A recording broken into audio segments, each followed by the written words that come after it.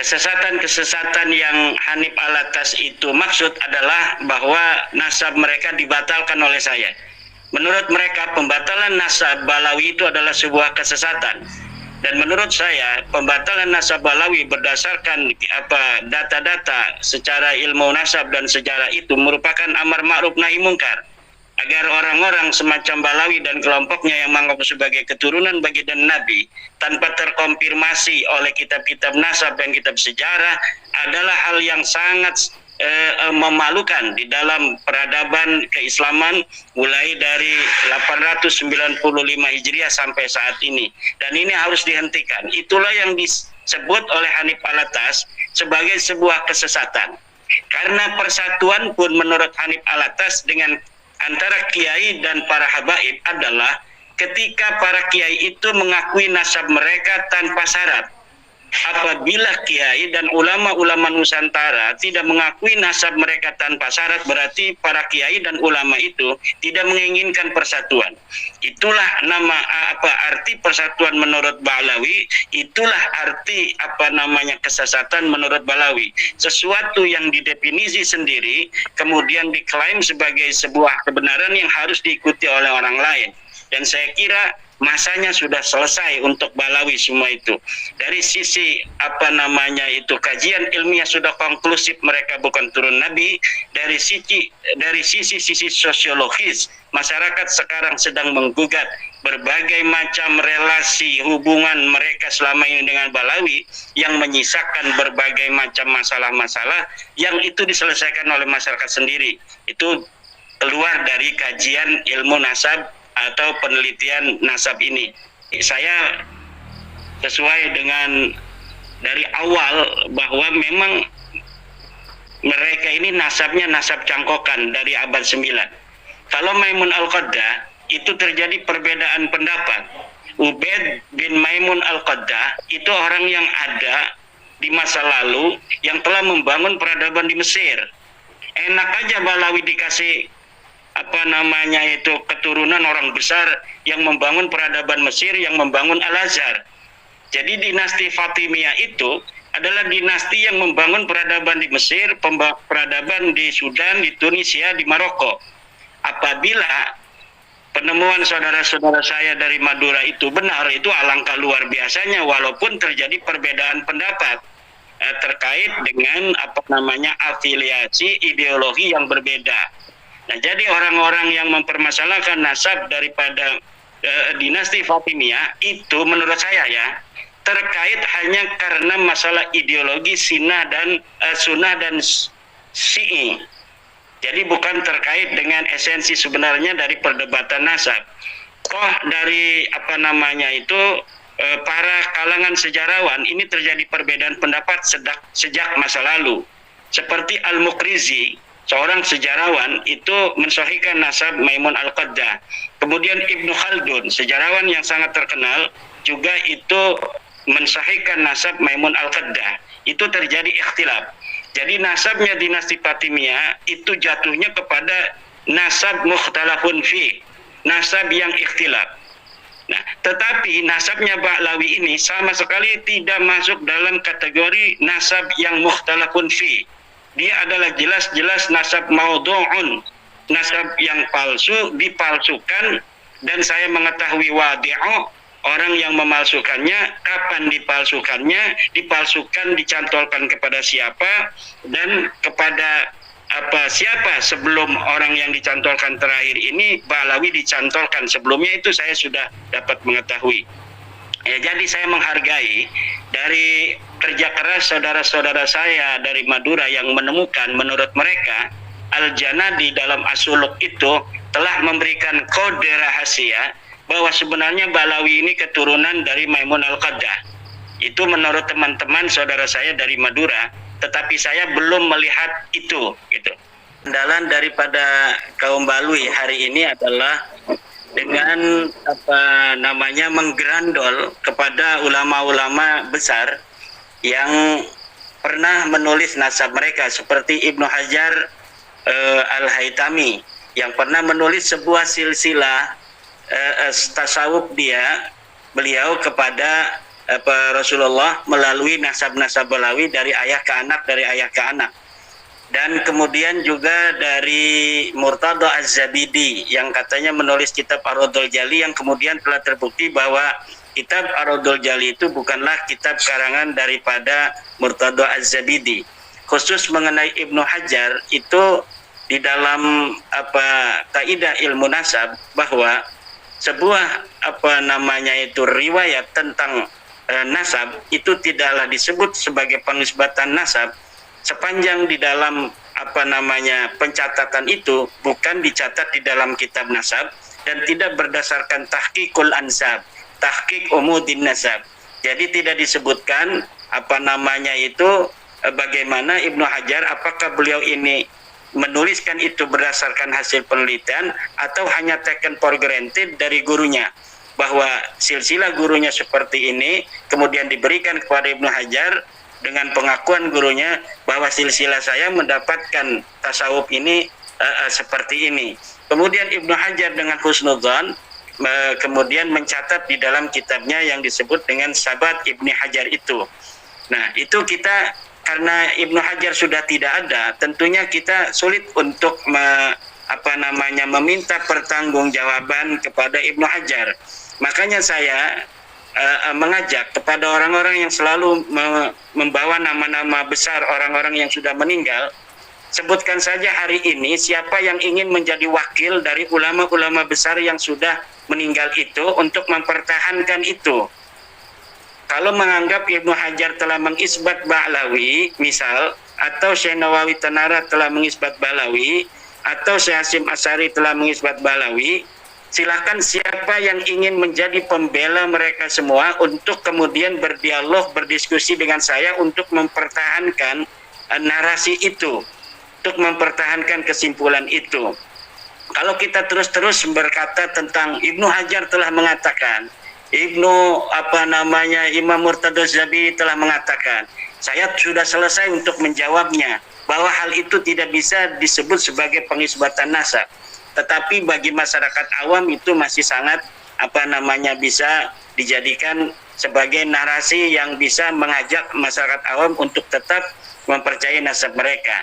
Maka siapa di antara Balawi saat ini dari seluruh dunia Balawi yang dianggap paling alim untuk menjadi wakil dari semua ulama-ulama yang katanya mengisbat itu, untuk kita duduk bersama kemudian membicarakan tentang nasab mereka yang palsu itu?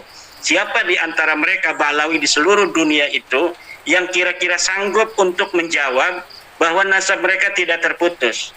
Saya mengatakan nasab mereka terputus, mereka bukan turunan Nabi, mereka tidak ada kaitan sama sekali dengan orang Arab, mereka tidak ada kaitan dengan orang Yaman.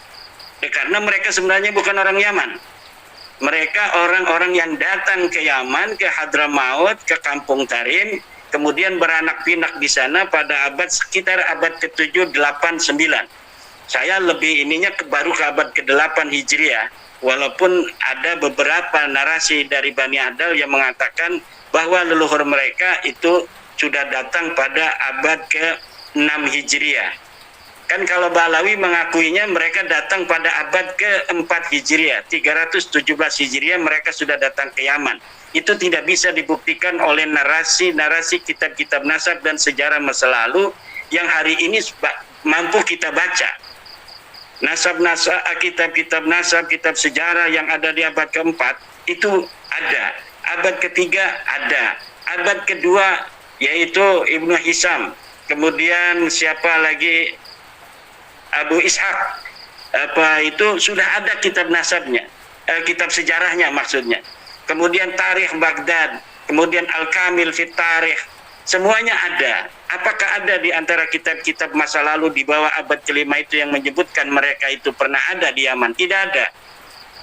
Pada abad ke-7 sendiri tidak ada satu kitab pun di Yaman yang hari ini kita bisa akses yang menyatakan Balawi sudah ada di Yaman, tidak ada. Abad ke-8 tidak ada. Baru di abad ke-9 Ali As-Sakran itu kemudian mencatatkan nama mereka, kemudian seakan-akan mereka sudah ada beberapa abad di masa lalu, yaitu abad ke-4. Padahal semua itu tidak terbukti sama sekali. siapa di antara para ulama Balawi atau Mukibin Balawi yang mampu untuk menghadirkan sebuah bukti ilmiah berdasarkan kitab atau manuskrip yang bisa kita akses bersama, yang menyatakan bahwa Ba'lawi sudah ada di Yaman pada abad keempat, kelima, keenam, ketujuh. Tidak ada, sama sekali tidak ada. Kalaulah mereka sudah ada di abad ke-6 misalnya, maka kitab As-Suluk akan menyebut nama-nama itu. Sedangkan nama-nama yang diatribusikan oleh Rumel Abbas sebagai nama Balawi, itu nama-nama orang yang mirip dengan Balawi, yang kemudian disebutkan sebagai Balawi hari ini. Padahal itu adalah ulama-ulama Ba'lawi dari keluarga Bajadid yang tidak ada kaitan sama sekali dengan keluarga Ba'lawi. Jadi nama Ba'lawi ini dapat ngerampok juga gitu, Dr. Soleh. Jadi nama Ba'lawinya itu dapat merampok, silsilahnya dapat merampok, kemudian sejarahnya dapat mengarang bebas. Faqih Muqaddam itu orang yang banyak hari ini berhadarat pada Faqih Muqaddam, ila hadrati Faqih Muqaddam, itu hadarat kepada orang yang tidak ada. Itu sama saja dengan orang yang istilahnya itu ngirim pulsa kepada nomor yang sudah tidak ada. Itu akan sia-sia. Atau ngirim transfer kepada nomor rekening yang sudah mati gitu. Bukan sudah mati tapi nomor rekening palsu. Jadi belum pernah ada nomor rekening itu di bank, kemudian dia mengirim nomor itu dengan uang, mentransfer uang. Itu tidak akan sampai. Jadi siapa yang bisa membuktikan Faqih Muqaddam pernah ada di dunia ini pada abad di mana dia itu dikatakan wafat, yaitu 653 Hijriah. Apakah ada kitab yang 653 Hijriah atau sesudahnya beberapa waktu atau ketika dia hidup? Tidak ada sama sekali yang pernah menulis bahwa pernah ada orang bernama Faqih Muqaddam hidup di alam dunia ini pada masanya. Namanya baru dikonstruksi, dipublikasi pada abad 9, sejarahnya, glorifikasinya, keramatnya, semuanya hanya ada di abad 9. Kisah tentang surat menyurat antara seorang ulama besar namanya Sa'ad Ad-Difari dengan Faqih Muqaddam, itu adalah cerita fiktif, cerita palsu. Sa'ad Ad-Difari ini orang asli, ulama besar. Kemudian seakan-akan dia surat menyurat dengan Sa'ad Ad-Difari, Faqih Muqaddam ini, kemudian diberikan beberapa catatan bahwa kamu jangan terlalu jadab demikian karena itu bisa dianggap sesat oleh ulama-ulama lain. Kisah ini perdebatan dialektika antara Faqih Muqaddam Sa'ad dan Sa'ad Ad-Difari adalah kisah fiktif yang tidak bisa untuk dipertanggungjawabkan secara ilmiah. Dia diciptakan pertama kali oleh Ali As-Sakron, kemudian dikembangkan narasi-narasinya, suratnya disempurnakan oleh Al-Masra'ur Rawi, oleh Al-Gurar, kemudian oleh ulama-ulama Ba'lawi setelahnya. Bahkan sudah ada sebuah kajian kayak disertasi begitu di Yaman tentang surat menyurat antara Faqih Muqaddam dan Sa'ad Ad-Difari. Itu semua dilakukan tidak ada tujuan lain selain untuk menyeakankan bahwa sosok Faqih Muqaddam pernah ada di dunia ini. Padahal tokoh Faqih Muqaddam tidak pernah ada di alam dunia ini.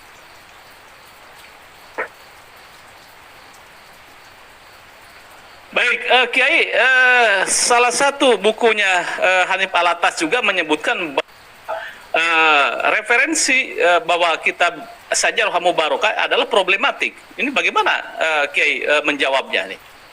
Ya salah lah kalau Hanif Alatas mengatakan kitab Syajarah Mubarakah kitab yang sempurna, tidak problem. Itu salah, berarti dia udah menyerah. Kalau Hanif Alatas masih mengatakan Syajarah Mubarakah problematis, itu berarti masih ada struggle for life dari dirinya dan Balawi. Dan kita hargai itu. Silakan saja. Makanya saya menantang untuk bisa sama-sama kita bicara tentang Syajarah Mubarakah. Manuskripnya ada di Turki. Jelas dikatakan itu namanya kitab Syajarah Mubarakah. Jelas ditulisnya, ada angka tahunnya 597 Hijriah. Yang menulisnya pun Syamsuddin itu ada ditulis. Ditulis tulisnya pada tahun sekian ada di situ, dan hari ini ada di mana terupdate ada di Turki, di perpustakaan Sultan As-Salis di sana. Jadi tidak ada yang disembunyikan, itu semuanya bisa diakses dan bisa ditaruh di meja ilmiah untuk sama-sama kemudian periksa bersama-sama. Tapi kalau dalil-dalilnya Balawi, ada katanya kitab dalam buku Rumel Abbas itu, footnote-nya ada, footnote-nya di bawah saya baca, dokumen pribadi. Dokumen pribadi itu artinya apa? Artinya bisa ada, bisa tidak, bisa palsu, bisa asli, dan lain sebagainya.